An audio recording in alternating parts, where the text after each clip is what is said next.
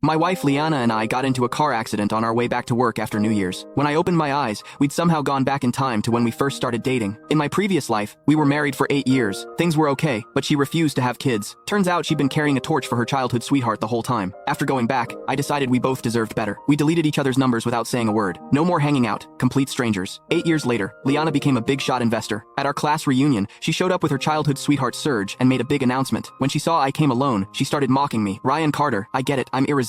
You've loved me through 2 lifetimes and you still can't move on. But seriously, stop being so pathetic." I ignored her and took my son's hand. Her face went white. Her eyes turned red. "You said you'd only love me," she shouted. "How could you have a kid with someone else?" 8 years later, I ran into Liana again at our class reunion. I'd been pulling an all-nighter on case files and was dead tired. Didn't even bother changing, just showed up as I was. In the middle of the crowd, Liana and Serge stood there, holding hands, eating up all the attention. "Liana, you're amazing. You've only been overseas a few years and you're already a top investor. You're putting Apex City on the map." "No kidding. I heard rich people overseas are lined up just to have dinner with her, but she's totally booked. She makes hundreds of thousands just showing up places. That's more than most of us make in years." "Liana, I've got some extra money. Can you help an old friend out? Let me make a little profit too?" Someone else jumped in. "Liana, you and Serge look so good together. Are you guys getting engaged?" Liana blushed and looked at Serge all lovey-dovey. "Yeah, February 25th. Everyone started congratulating them. Then someone asked, 'Didn't you used to be crazy about Ryan? Do you guys still talk? Wasn't your first dance for him?' The second my name came up, Liana's smile disappeared. Her lips pressed into a thin line. Serge squeezed her hand tighter and said smoothly, 'We're getting engaged, so obviously she's moved on.' High school crushes are nothing compared to what we have." Everyone laughed and went back to kissing their butts, but I remembered that first dance. She'd worked so hard on it just to tell me she liked me. In my past life, Liana and I fell for each other right away. We had this crazy, intense relationship in school. She used to look at me like I hung the moon. "Ryan, look at me. Eyes don't lie. I really like you," she'd said. I believed her. I gave her everything. Turns out she'd been lying the whole time. I kept my face neutral as I walked in. Someone spotted me right away. "Ryan, you finally made it. You know you're late, right?" "Dude, this is a nice event. Why aren't you wearing a suit? You seriously couldn't dress up a little? Don't tell me you just got off work. Where are you working these days? We've got celebrities here. You should kiss up to them and see if they can hook you up with an easier job." Some people saw my plain clothes and couldn't help making fun of me. From the moment I walked in, Liana had been staring at me. I nodded at her. Just a simple hello. She looked surprised, something unreadable in her eyes. "Ryan, after all these years, you're still the same underachiever." Serge gave me a cold look and pulled Liana closer, like he was marking his territory. "Sure, he's struggling a bit, but let's not rub his face in it. We're all classmates here." He looked me up and down with disgust. "But seriously, why would you show up to a reunion looking like this? You're in your 30s. You should know better. Appearance matters. What woman would want a guy who can't even clean himself up? I've got an extra suit in my car. Why don't you wear it so you look halfway decent?" Everyone burst out laughing. The difference between us was obvious. He wore gold-rimmed glasses and a custom suit. His hair was perfect, and everything about him screamed money. Me? I just finished working through a mountain of files and hadn't slept in almost 24 hours. I looked like crap. My clothes were cheap, no-name casual wear. Obviously, I couldn't compete. "Thanks, but I'm good," I said politely, then headed for the food. After pulling an all-nighter, I was starving. While I was eating, Liana walked over and handed me a check for $20,000. Click the link in my bio to get the full story for free.